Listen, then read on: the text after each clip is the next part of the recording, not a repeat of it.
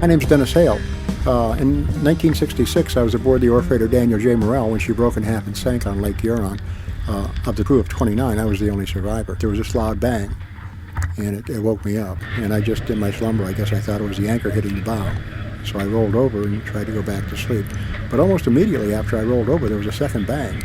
And this time all the books came off my bookcase. Now, that had never happened to me before, so I figured, geez, you better get up, you know. I pulled the curtains from around my bed, and as I did that, the general alarm sounded. And I could see the hammer hitting the bell and the sparks coming from it. I looked out of the companionway and couldn't see the stern of the ship. I stepped out onto the spar deck and looked towards the stern, and it looked like the deck ended, and there was a glow of light coming from beneath the deck.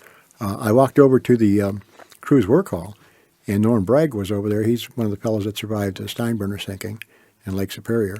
And there were a couple other deckhands over there. And we talked briefly about what was going on and what our situation was. Then finally Norm says, well, fellas, better go back and get on the raft. It's been good to know you. The other fellows followed him out. I went back to my room looking for more clothing.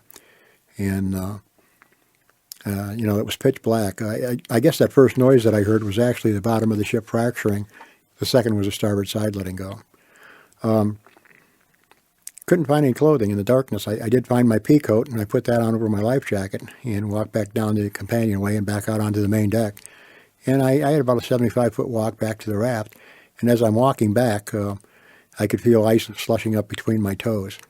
Got to the raft, and there were like 4 guys on it at that point. I climbed on and climbed behind John Grow, who was lashing himself down to the raft. To me, that didn't seem like a good idea, so I didn't bother. It didn't take long till all of the forward end of the crew was either on the raft or around it.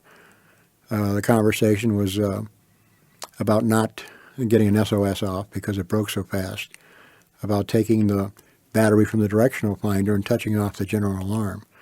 Just general information like that about once we got into the water and onto the raft to fire off some flares because there were other ships in the area.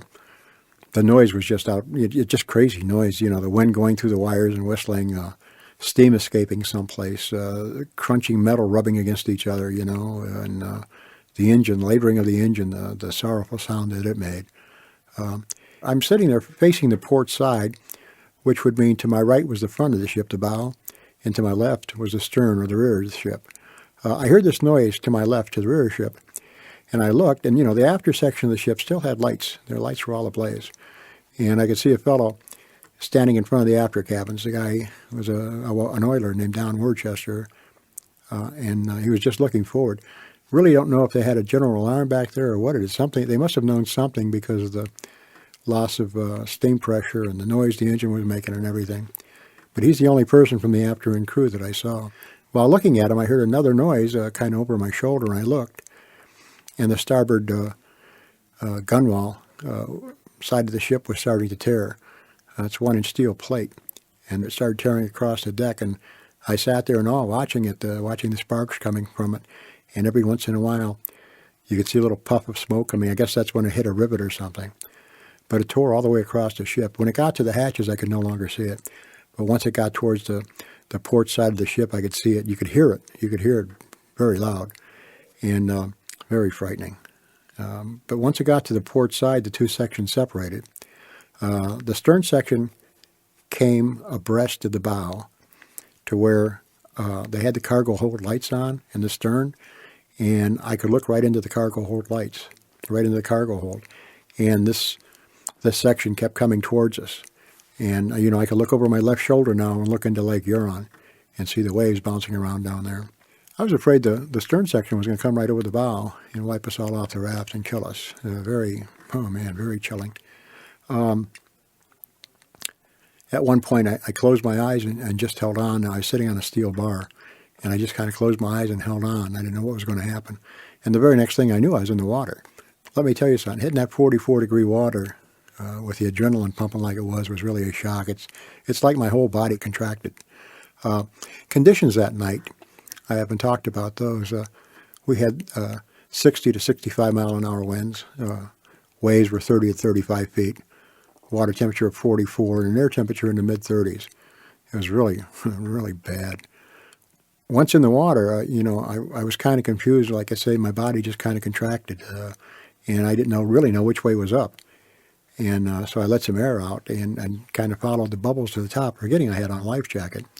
Once I reached the surface, I could see the life raft in the water. It was illuminated by a carbide light that ignited once it got wet, and I started swimming for it. I didn't see anybody on it at first, and by the time I got to it, there were 2 men aboard, and then we helped a fourth aboard. Very little conversation. One fella, he must have been in shock. He was whining, and he just wasn't himself. And the other 2 guys seemed to be okay. I told them we had to get into the safety compartment and fire off flares because there were supposed to be other ships in the area. And but the raft itself had been damaged when it was thrown overboard or washed overboard.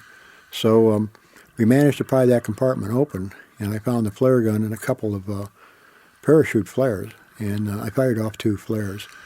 As I was swimming towards the raft, I got to thinking about my lack of clothing and everything, and decided that there was a can of storm oil inside the safety compartment. This storm oil is used to lay on top of the water and keep the waves down, but in 35-foot seas, that's basically useless. So I decided I was going to take this oil and rub it all over my body and try and hold some of the heat in my body.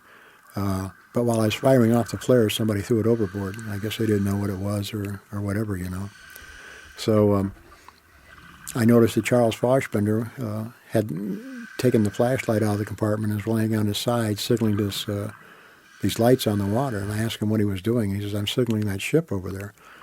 And you could tell from the angle of the lights that it was the stern of the Morrell. And I told him, I said, "Hey, that's the end of the stern of the Morrell." I said, don't signal, try and save our batteries, Well, the other 3 guys, they kind of laid down. I was on my knees digging stuff out of this compartment when I thought I had everything that I could use, flare-wise and everything. I was on my knees, and I reached up to close this hatch, and as I did, I saw something kind of glitter out of my left eye, and I looked, and here's this huge wall of water. The carbide light in the water illuminated the top of the wave where there was all foam on the top, and this wave seemed to be all the way around us, and I thought it was going to crash down on us and kill us all. So real quick, I closed that hatch cover, and I leaned forward and rolled over to my left side, anticipating this wave. But that's not what happened. Instead, we went through the wave. And there wasn't a pleasant moment from the time that general alarm sounded until I was picked up. But if anybody had to pinpoint me and say what was the worst time, I'd have to say going through those waves. Because, it was just, with that first wave, the carbide light went out, and, you couldn't see your hand in front of your face. It was so dark. And you didn't have the option of catching a breath of air before you were under one. And it seemed like you'd be under there forever. It was so bad that my lungs would actually feel like they were burning.